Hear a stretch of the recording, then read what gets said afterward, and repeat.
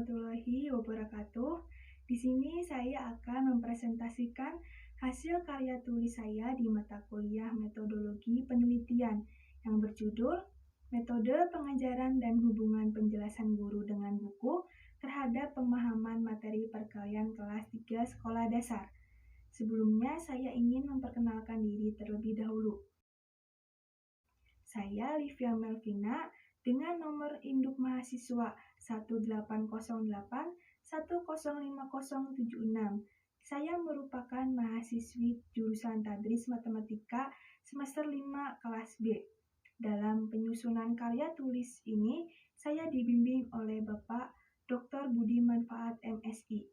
Bagian pertama, saya akan memaparkan tentang pendahuluan yang terdiri dari yang pertama, latar belakang. Yang kedua, pernyataan masalah. Yang ketiga, pertanyaan penelitian. Dan yang keempat, relevansi dan pentingnya penelitian. Pada bagian latar belakang, saya memaparkan bahwa pelajaran matematika masih menjadi sebuah ketakutan bagi para peserta didik.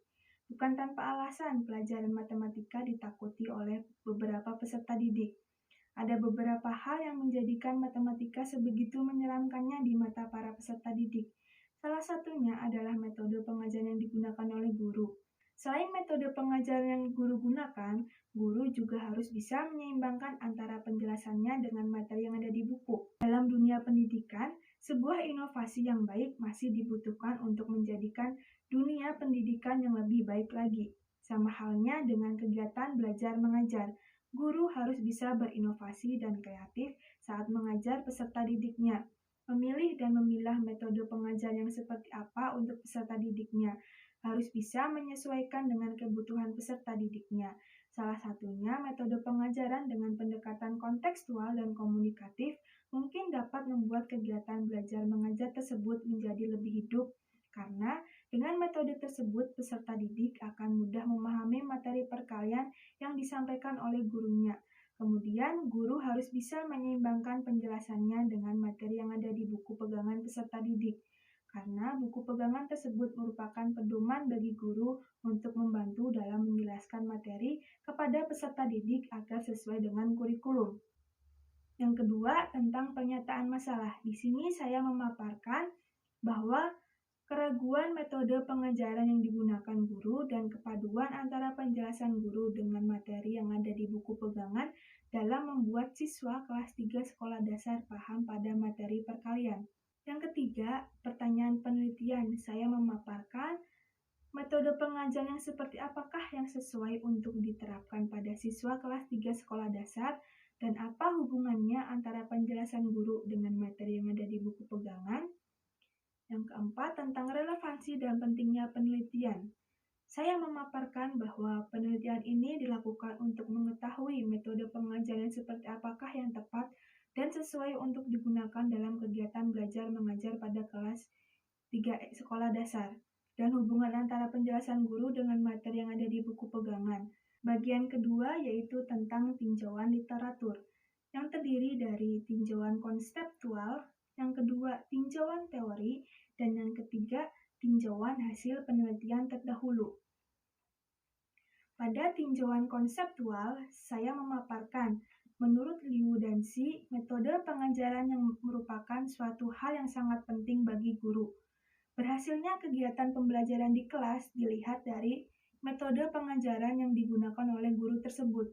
Karena metode pengajaran merupakan bagian dari strategi untuk mencapai tujuan yang diinginkan. Di dalam kelas pun, guru mempunyai pendamping, yaitu buku pegangan yang sudah ada. Buku pegangan tersebut merupakan alat untuk menunjang keberhasilan kegiatan pembelajaran di kelas. Karena buku pegangan tersebut merupakan alat untuk membantu guru dalam menjelaskan materi di kelas kepada peserta didik. Yang kedua, tentang tinjauan teori.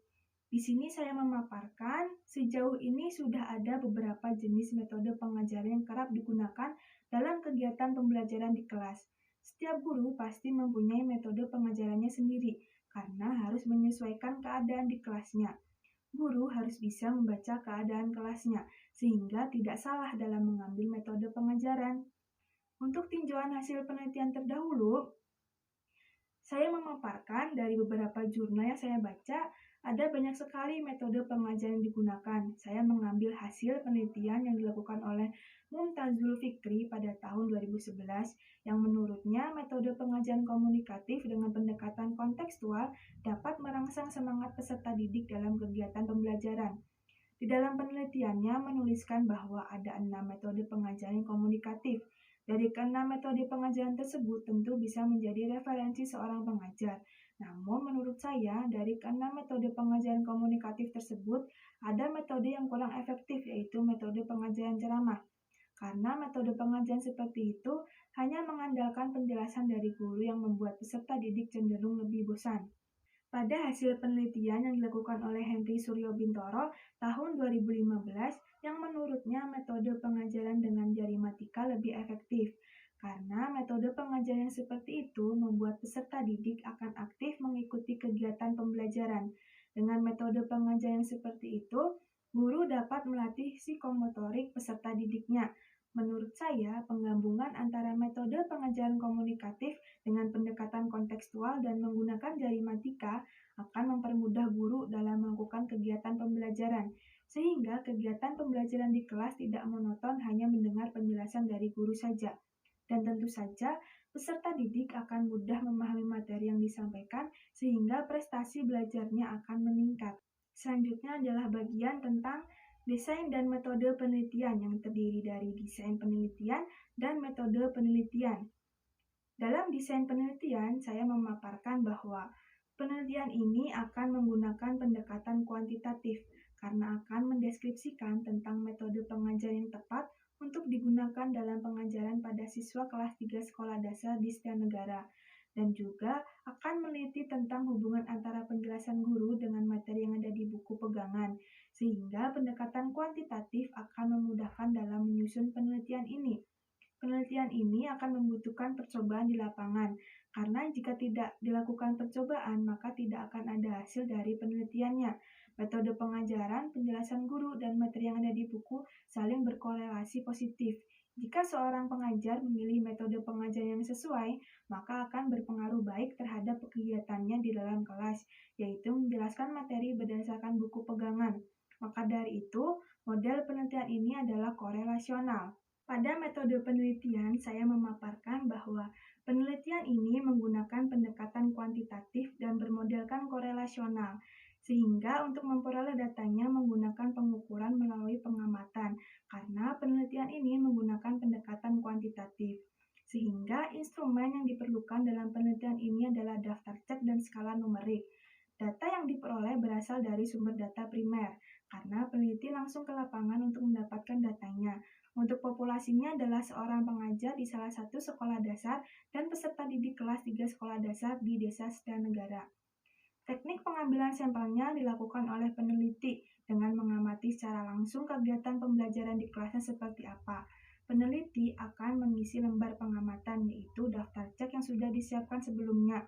Kemudian, setelah kegiatan pembelajaran selesai, peneliti akan membagikan lembar angket, yaitu berupa skala numerik kepada peserta didik dan gurunya. Lembar angket untuk peserta didik berbeda dengan lembar angket untuk gurunya. Setelah peneliti memperoleh data yang dibutuhkan, peneliti akan menganalisis datanya dengan menggunakan teknik deskriptif dan teknik inferensi, yaitu dengan menggunakan analisis korelasi. Mungkin cukup sekian pemaparan hasil karya tulis saya yang berjudul Metode Pengajaran dan Hubungan Penjelasan Guru dengan Buku terhadap Pemahaman Materi Perkalian Kelas 3 Sekolah Dasar. Kurang lebihnya mohon maaf, semoga bermanfaat. Wassalamualaikum warahmatullahi wabarakatuh.